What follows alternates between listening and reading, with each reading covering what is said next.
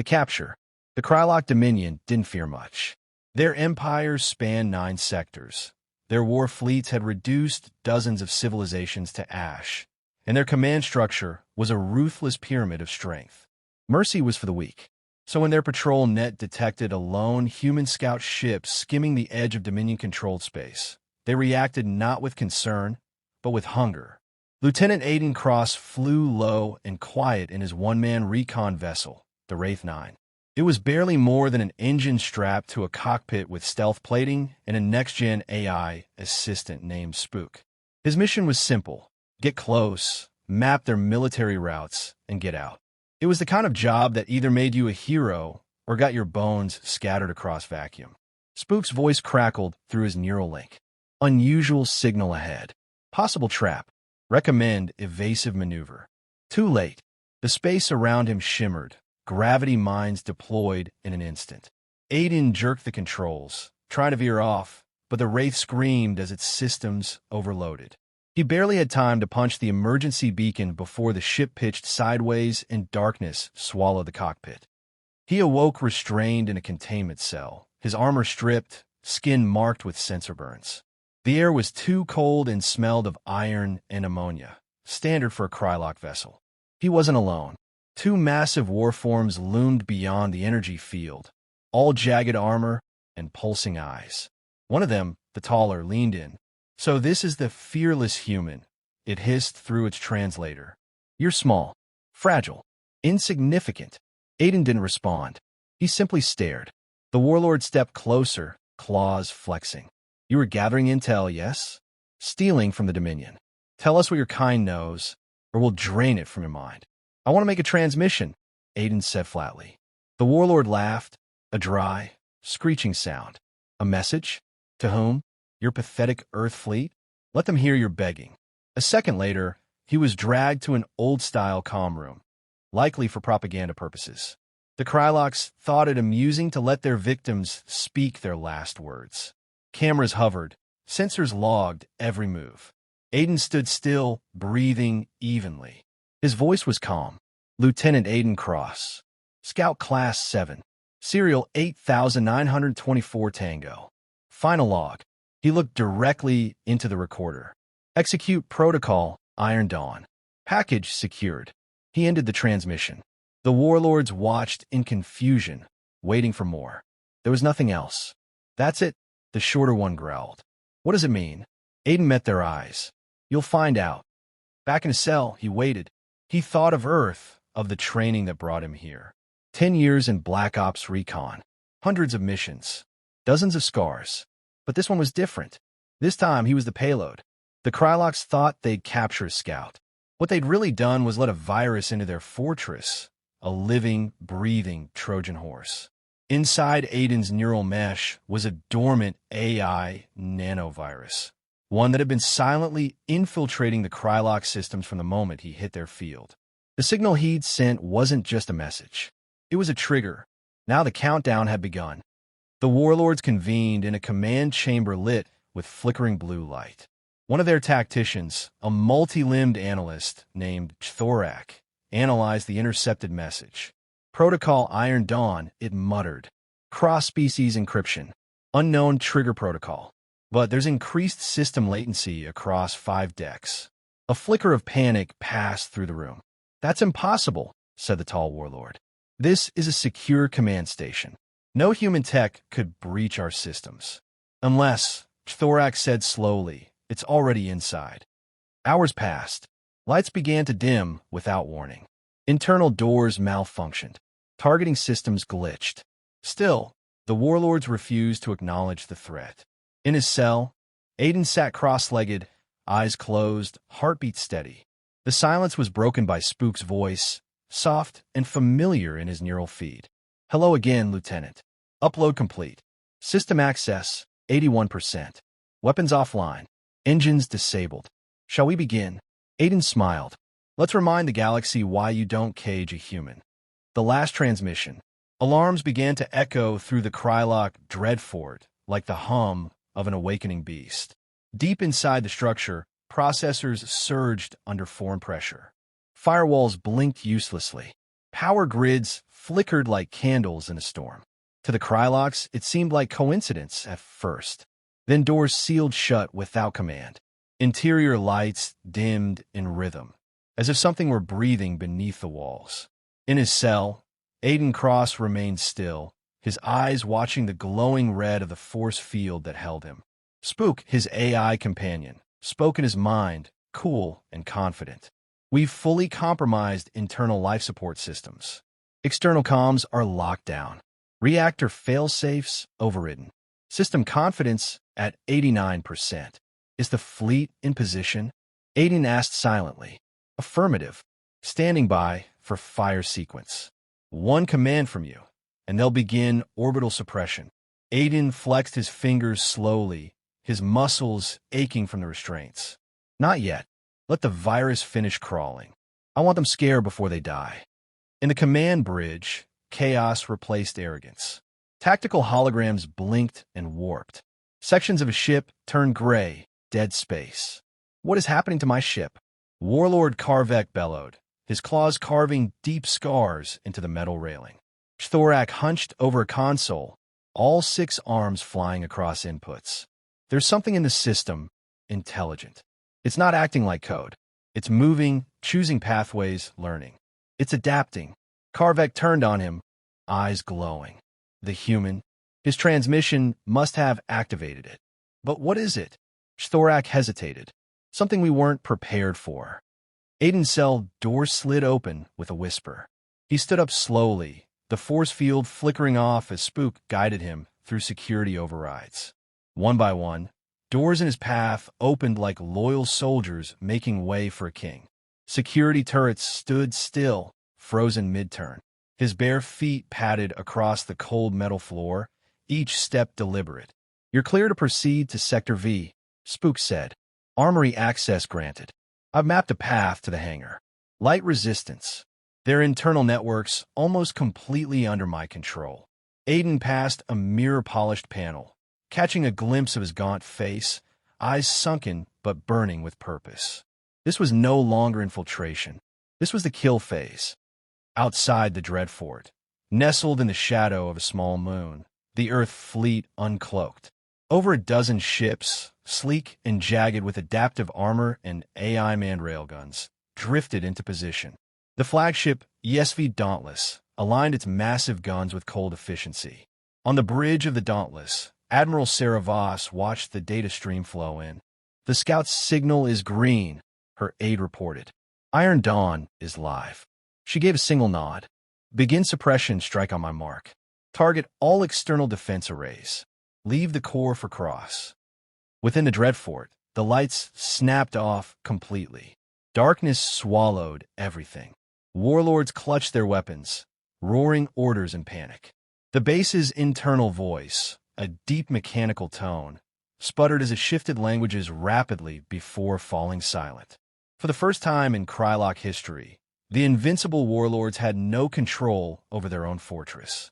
Aiden's voice echoed through the base, amplified by the very systems designed to suppress prisoners. Hello, gentlemen, he said. You've made a mistake. His image appeared across every display. Bruised, bloodied, smiling. You thought you captured a human scout. What you did was invite the storm inside your gates. Thorak spun toward the warlord. He's hijacked the entire system. He's broadcasting this. Broadcasting where? Every frequency, every channel, across the galaxy. Across neutral space, fringe worlds, and warships picked up the stream.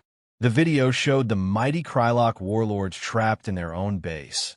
Aiden standing amidst chaos like a ghost in their machine. A human. One man. Turning the Dominion's pride into a tomb. In the outer systems, pirate clans and resistance cells watched with awe. On the galactic net, the words Iron Dawn began trending in over 70 languages. Inside the Dreadfort, explosions rumbled as Earth's fleet began its surgical strike. External guns were ripped away by pinpoint rail slugs. Hangar bays imploded. Life support buckled. Aiden reached the central core. It pulsed with artificial life. Unaware it was already lost. Now, Lieutenant, Spook asked. Now. He placed his hand on the console. The virus executed its final stage. The base began to implode from the inside. Earth's retaliation. The Dreadfort groaned, as if the structure itself sensed the end approaching. Explosions thudded in the distance, shaking walls and rattling floor plates. Emergency sirens pulsed in uneven intervals, corrupted like everything else the nanovirus had touched. Aiden moved through the hangar deck like a phantom, boots silent against the debris-strewn floor. Bodies lay scattered, Krylok soldiers cut down not by gunfire, but by their own malfunctioning drones or environmental systems turned against them. The virus has reached 98% saturation, Spook reported in Aiden's ear. I've rerouted atmospheric systems to auxiliary vents. They've got less than an hour of breathable air left. Central reactor is primed. Just say the word. Not yet, Aiden replied, eyes scanning the dim hangar. I want off this rock first. A squat, angular Krylok interceptor stood ready near the launch tubes, one of the few systems Spook hadn't disabled. Aiden climbed into the cockpit, the canopy hissing shut around him. The control interface flickered to life, translating under Spook's guidance. The ship's systems hesitated, then accepted the override like a tame beast. Launch corridor cleared. We have 10 minutes before this place collapses in on itself, Spook warned. Aiden's hands hovered over the controls. Then let's finish what we started. On the bridge of the ESV Dauntless, Admiral Sarah Voss watched her displays update in real time. The Dreadfort's energy signatures were crashing, like a tower of cards folding in on itself. We've confirmed internal sabotage, Admiral, her aide reported. No external force could have done this. That virus he planted, it's evolving. Voss narrowed her eyes, watching the Krylok station die. It's not just sabotage, she said quietly. It's a message. Around the bridge, crew members paused to glance at the live stream being beamed across neutral space. A single human operative, walking calmly through hell, speaking to the galaxy with steel in his voice. Every second was a propaganda bomb detonating in the minds of the Dominion. Begin fallback to Phase 2, Voss ordered. Pull the fleet to the outer perimeter. Let Cross have his moment. Back inside the Dreadfort, Warlord Karvek staggered down a corridor half-choked with smoke. His armor was scorched, his primary blade, arm sparking. Get me to the command core, he roared. I'll purge this virus myself. There is no command core. Thorax screeched behind him, eyes wide in terror. It's part of him now. We let it in. We let him in. Screens flickered along the wall. Aiden's face, calm and quiet, watching them. You called us weak, he said, voice echoing through every corridor. You thought technology made you strong, but you never understood, Will. You never understood what happens when a human stops running. Karvek screamed, slashing at the screen, but the image simply shifted to another panel. You didn't capture me, Aiden said. You opened your doors to extinction. The Krylok interceptor lifted off as the hangar began to collapse behind it. Debris rained from the ceiling, torn loose by internal detonations. Fire curled up through maintenance ducts. Spook spoke urgently. Navigation is locked. Breaking through the launch corridor in 3, 2. The ship blasted forward, shooting down the long tunnel as magnetic coils hurled it outward. The moment the interceptor cleared the outer shell, the Dreadfort began to rupture. From orbit, Earth's fleet watched the explosion bloom like a dying star. The core of the station imploded as containment fields failed, and the nanovirus overloaded the primary reactors. A black halo of debris expanded outward, followed by shockwaves that rattled even the largest Terran vessels. Admiral Voss watched in silence. Confirmation, her aide said. Scout Cross is clear. He made it out. Voss allowed herself a rare smile. Send a message to the Krylok homeworld, she said. Let them know we're not prey. With a consequence. Aiden's ship coasted through the wreckage field, silent save for Spook's quiet hum. He leaned back in the pilot's seat, blood drying on his temple, muscles sore but steady. He opened a comm channel. To Earth Command, he said. Target neutralized. Package delivered. Iron Dawn complete. A pause. And one more thing. He looked at the feed, still transmitting his image across the galaxy. To every species watching, never cage a human again. He cut the signal. Echoes of Iron Dawn. Silence had fallen across the galaxy, but it was not peace. In the outer colonies, in the deep trade routes and outlaw zones, whispers traveled faster than any official communique. The Dreadfort was gone, reduced to burning wreckage. A Krylok Warfleet's command hub collapsed from the inside out by one man. A scout, a human, and now everyone knew his name. Aiden Cross stood in the debriefing chamber aboard the ESV Dauntless, cleaned up, freshly uniformed, but carrying the same weight in his eyes. The walls were lined with hollow displays showing fragments of intercepted transmissions, alien channels broadcasting his face, his words. Some called him the Ghost of Iron Dawn, others the End-Bearer. Across from him stood Admiral Sarah Voss, hands folded behind her back, face stone still. "You just rewrote the book on Black Ops," she said. Aiden gave a tired smirk. "That's what Spook says, too." Voss let the silence hang for a moment. "Your actions sparked 1,000 fires. Half the frontier thinks you're a legend. The other half thinks Earth has 100 more like you." Aiden didn't respond. "Do we?" she asked. "No," he said plainly. "But we don't need 100. Just one at the right time." She nodded slowly. "Intel confirms that 3 of the Krylok warlords aboard the Dreadfort were among their high circle. Gone. The Dominion's scrambling. Internal factions are fracturing. They're bleeding from the top. And the rest? They'll retaliate," Voss said. "They'll lash out, publicly, loudly. They want to prove they're still in control." Aiden stepped toward the observation window. Outside, the stars drifted like silent sentinels. "Let them," he said. "Every bullet they fire in desperation shows how scared they are." He tapped the glass. "They don't fear fleets. They don't fear battleships. They fear the message." Voss raised an eyebrow. "And what message is that?" "That a single human can walk into their fortress," Aiden said, "and turn their empire inside out." News of the Dreadfort's fall spread like wildfire. On neutral stations and outlaw ports, species that once kept their heads down began to speak up. The shattered remains of civilizations ground under Krylok rule stirred from the dust.